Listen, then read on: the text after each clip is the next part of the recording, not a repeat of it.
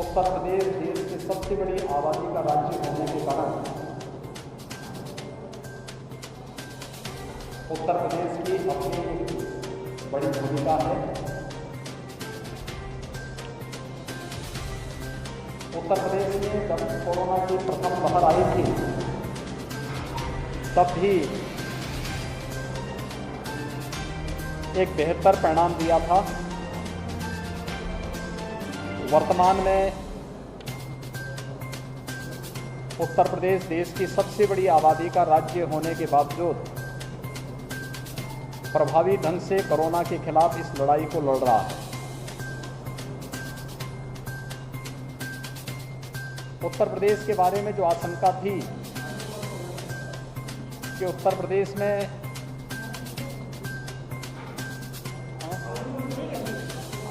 गूंज रही है आवाज, इसको हटा देगा।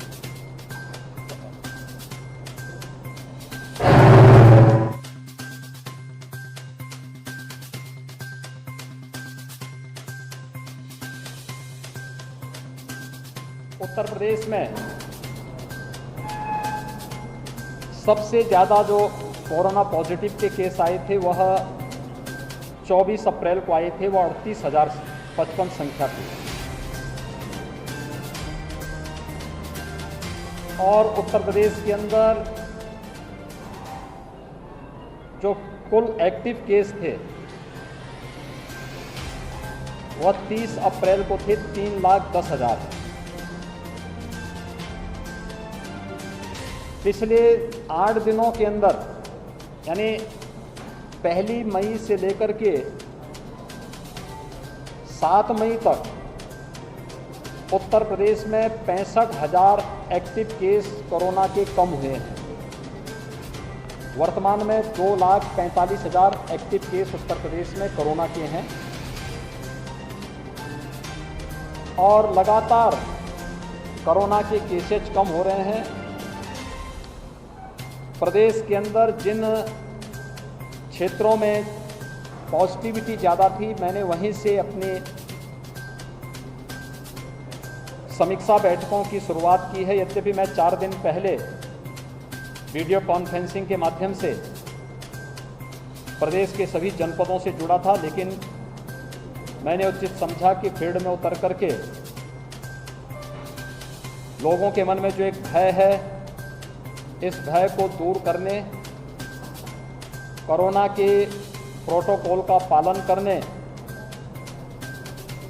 और वर्तमान परिस्थिति में जो रणनीति हमारी तय होनी है, इसका केंद्र बिंदु जनपद को बनना है। जनपद के अंदर हम प्रभावी ढंग से इसको आगे बढ़ा सकें। इस दृष्टि से आज मैं मुरादाबाद मंडल और बरेली मंडल की समीक्षा बैठक के लिए आया हूं। मैं इससे पहले मुरादाबाद मंडल में गया था। मुरादाबाद मंडल के बाद अब बरेली मंडल की समीक्षा बैठक के बाद बरेली मंडल में भी मैंने सबसे पहले यहाँ पर इंटीग्रेटेड कोविड कंट्रोल सेंटर का निरीक्षण किया है, जहाँ से जनपद की सभी गतिविधियों का संचालन होता है। विगत 1 सप्ताह के अंदर यहाँ पर इस मंडल में भी एक्टिव केस की संख्या 2800 कम हुई है और लगातार अभी इसमें कमी देखने को मिल रही है।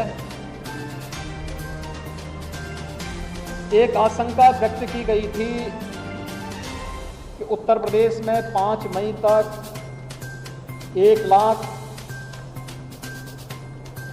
पॉजिटिव केस पर डे आएंगे। आज 8 मई है और आज जो Covid positive case Uttar Pradesh के अंदर आए हैं उनकी संख्या 26,000। यानी हम लोग अपनी रणनीति में और कोविड प्रबंधन में अब तक सफल रहे हैं। दूसरी आशंका जो व्यक्त की गई थी कि पंचायत चुनाव के बाद प्रदेश के अंदर तेजी के साथ कोविड के केसेज बढ़ेंगे। पंचायत चुनाव 29 को संपन्न हो चुका है। आज 8 मई है। 30 अप्रैल से लेकर के अब तक लगातार कोविड के केसेस में कमी आई है और हम लोगों ने 5 मई से एक विशेष अभियान भी प्रारंभ किया है। ये अभियान है प्रदेश के 97,000 राजस्व गांवों में हर परिवार और व्यक्ति का स्क्रीनिंग करना, हर लक्षण युक्त और संदिग्ध केस का एंटीजन टेस्ट कराना, उन तक मेडिकल किट उपलब्ध कराना, स्वच्छता, सैनिटाइजेशन और फॉगिंग की कार्रवाई को युद्ध स्तर पर आगे बढ़ाने की कार्रवाई करना। और ये कार्यक्रम हमारा प्रारंभ हो चुका है। प्रदेश के अंदर वर्तमान में 72,000 निगरानी समितियां, जिनमें 60,000 निगरानी समिति ग्रामीण क्षेत्र में और 12,000 निगरानी समितियां शहरी क्षेत्रों में वर्तमान में प्रदेश के अंदर कोरोना के बारे में जागरूकता और वहां पर स्क्रीनिंग के इस कार्य के साथ जुड़ी हुई हैं। निगरानी समितियों को हम लोगों ने ये जिम्मेदारी भी दी है कि हर लक्षण युक्त व्यक्ति को, हर कोरोना पॉजिटिव के जिसमें लक्षण हो या फिर रिपोर्ट पॉजिटिव आने के पहले ही लक्षण युक्त व्यक्ति को या संदिग्ध व्यक्ति को मेडिकल किट भी उपलब्ध करवाना और उनकी सूची लेकर के जिले के अंदर इंटीग्रेटेड कोविड कमांड सेंटर में उपलब्ध कराना, जिससे उन लोगों को वहां पर उचित चिकित्सीय सलाह दी जा सके टेली कंसल्टेशन के माध्यम से।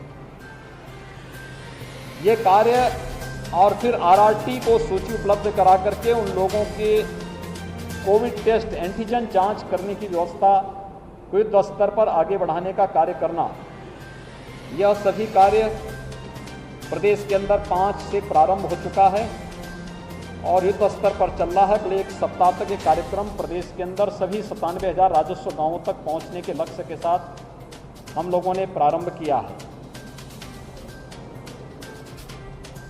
ये एक महामारी है और महामारी में पहली जब वेव आई थी तो पहली वेव में प्रदेश के अंदर ऑक्सीजन की जो कुल आपूर्ति थी,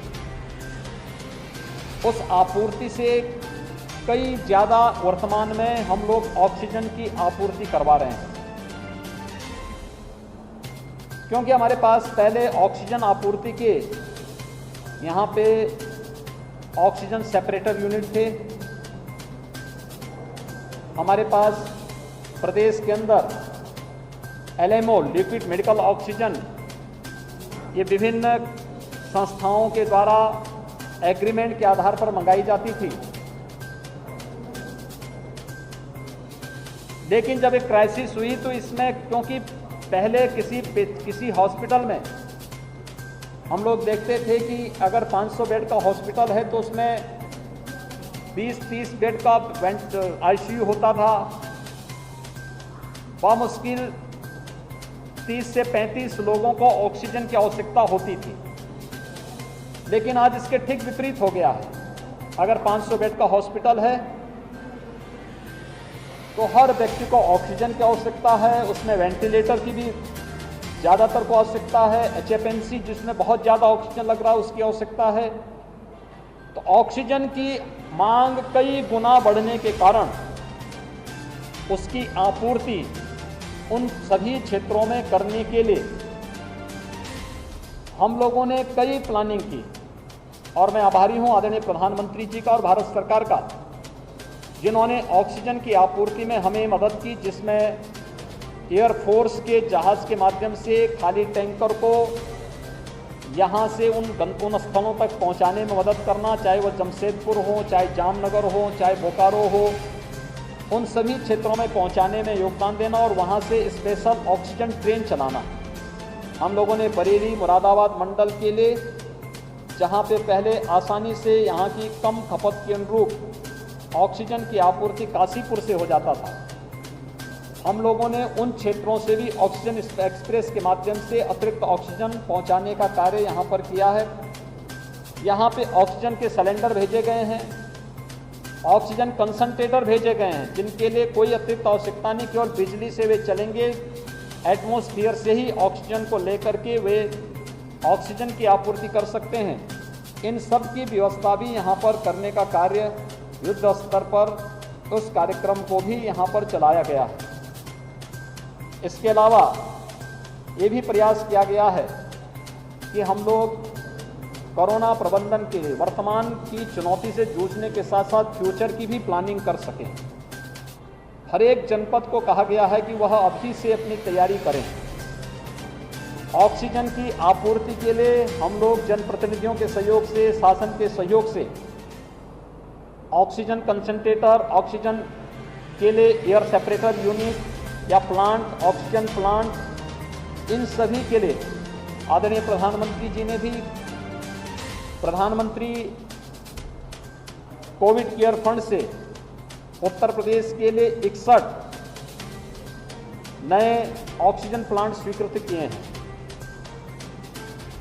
हम लोगों ने राज्य सरकार के मद से मेडिकल एजुकेशन और हेल्थ की ओर से भी ऑक्सीजन प्लांट स्वीकृत किए गए हैं और इसके अलावा गन्ना विभाग ने भी CSR के मद से हर एक जनपद में एक ऑक्सीजन प्लांट लगाने की कार्रवाई प्रारंभ की है, जिससे फ्यूचर की उन चुनौतियों से जूझने में और उन चुनौतियों का मुकाबला सफलतापूर्वक करने के लिए हम कार्य कर सकें। इस पर तो कार्य हो ही रहा है, लेकिन साथ साथ बेड्स की संख्या भी बढ़े, टेस्टिंग की क्षमता को बढ़ाना पड़ेगा। इसके लिए हम लोगों ने प्लानिंग की है और ये भी व्यवस्था प्रारंभ की है कि हर एक व्यक्ति को सुरक्षा कवच दे सके। वैक्सीनेशन उसका एक बहुत प्रमुख आधार है। वैक्सीनेशन के लिए भी एक विशेष अभियान चलाने की कार्रवाई प्रदेश के अंदर हम लोगों ने प्रारंभ की है और मुझे बताते हुए प्रसन्नता है कि प्रदेश में अब तक 1,35,00,000 से अधिक लोगों को हम लोग वैक्सीनेशन, 45+ लोगों को, 1,45,00,000 लोगों को ये वैक्सीन दे चुके हैं और 18 से 44 के बीच में 1 लाख से अधिक लोगों को हमने वैक्सीन दिया, जिसमें बरेली भी पहले चरण में आच्छादित है। सोमवार से हम लोग 18+ की वालों को जो वैक्सीन देना है 18 से 44 के बीच में, इसके लिए अब 7 से बढ़ा करके संख्या हम 18 जनपदों में करने जा रहे हैं। हर नगर निगम में और गौतम बुद्ध नगर जनपद में हम लोग सोमवार से वैक्सीनेशन के एक बृहद कार्यक्रम को भी आगे बढ़ा रहे हैं। हमारा फोकस है कि वैक्सीनेशन में वैक्सीन की वेस्टेज को कम से कम किया जाए और वैक्सीन की वेस्टेज को कम करने के लिए पहले से ही प्लानिंग करना, उस प्रकार का सॉफ्टवेयर विकसित किया जा रहा है। ऑनलाइन रजिस्ट्रेशन की व्यवस्था की जा रही है। उतने ही लोगों को कंफर्म करके बुलाना जितने लोगों को उस दिन वैक्सीन दिया जा सके और वेस्टेज को न्यूनतम स्तर तक पहुंचाने, जिससे हर एक व्यक्ति तक वैक्सीन पहुंच सके। इस कार्यक्रम को भी आगे बढ़ाने का कार्य प्रदेश के अंदर युद्ध स्तर पर किया जा रहा है। प्रदेश के अंदर कोरोना प्रबंधन के इस कार्य में सेकेंड वेव को सफलतापूर्वक रोकने के लिए भी जो व्यापक कार्य योजना बनी है, भारत सरकार का मार्गदर्शन इसमें निरंतर प्राप्त हो रहा है, हर प्रकार का सहयोग प्राप्त हो रहा है।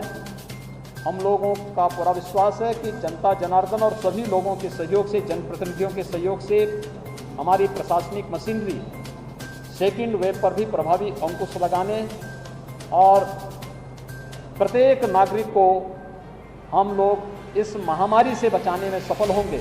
मेरी आप सबसे भी अपील है कि स्वयं का बचाव करते हुए कोरोना के प्रति व्यापक जागरूकता का हम कार्यक्रम जरूर चलाएं। खासतौर पर प्रत्येक व्यक्ति से अपील हो कि अगर आवश्यक नहीं तो घर से बाहर न निकलें। दूसरा, हाई रिस्क कैटेगरी को, 60 वर्ष से ऊपर के लोगों को, 10 वर्ष से कम के बच्चों को, गर्भवती महिलाओं को, कमजोर इम्यूनिटी के लोगों को, एक से अधिक बीमारियों से ग्रसित किसी भी व्यक्ति को, जो लोग घर से बाहर किसी को निकलना आवश्यक है तो मास्क लगा करके चलें और 2 गज की दूरी का पालन करें। किसी वस्तु को छूते हैं तो सैनिटाइजर से हाथ को साफ जरूर करें। अगर इन नियमों का पालन हर व्यक्ति करे और शासन के द्वारा जो कोविड प्रोटोकॉल लागू किया गया इसका पालन करेगा तो निश्चित ही सफलता प्राप्त होगी। लोगों में काफ़ी अवेयरनेस आया है। मैंने आज स्वयं भी मुरादाबाद मंडल में मुरादाबाद विकासखंड के एक गांव का विजिट किया था। होम आइसोलेशन में जुड़े हुए लोगों से मैं वहां पर देखने के लिए गया था उन्हें मेडिकल किट मिल रहा है कि नहीं मिल रहा है। वहां पर मेडिकल किट उपलब्ध हुआ था और ये कार्यक्रम हमारा युद्ध स्तर पर चल रहा है। निगरानी समितियां, आरआरटी और भी अन्य संस्थाएं इसमें मिलकर के इसको सफलतापूर्वक आगे बढ़ाने का कार्य कर रहा है और मुझे विश्वास है कि हम लोग सफलतापूर्वक इन कार्यक्रमों को आप सभी के सहयोग से इस सेकेंड वेव को भी रोकने और हर एक नागरिक को सुरक्षा प्रदान करने